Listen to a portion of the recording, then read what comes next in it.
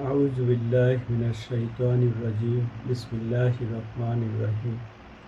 হযরত আবু হুরায়রা রাদিয়াল্লাহু থেকে বর্ণিত, তিনি বলেন, রাসূলুল্লাহ সাল্লাল্লাহু আলাইহি ওয়াসাল্লামকে আমি বলতে শুনেছি, আমার উম্মতকে কিয়ামতের দিন গুররান মুহাজ্জালিন, উজ্জ্বল কপাল ও শুভ্র অংশের, কপাল সাদা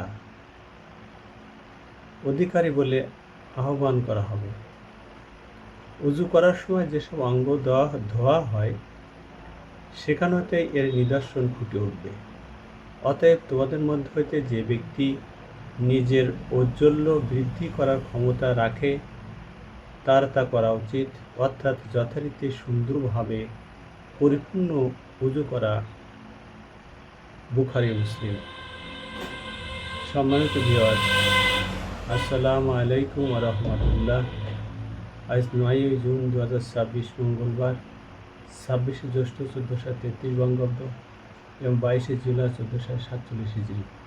আমি আপনাদের সামনে রিয়াদুস সালিহিনের তৃতীয় খণ্ড থেকে ১০২৫ নম্বর হাদিসটি তেলাওয়াত করেছি। এই হাদিসে রাসূলুল্লাহ সাল্লাল্লাহু আলাইহি ওয়াসাল্লাম উযুর গুরুত্ব সম্পর্কে বলেছেন এবং যথারীতি সুন্দরভাবে এবং পরিপূর্ণভাবে উযু করার তাগাদা দিয়েছেন। আল্লাহ পাক আমাদেরকে যথা নিয়মে উযু করার তৌফিক দান করুন এবং হাদিসটি স্মরণ রাখার এবং সে অনুযায়ী আমল করার তৌফিক দান করুন। আমিন।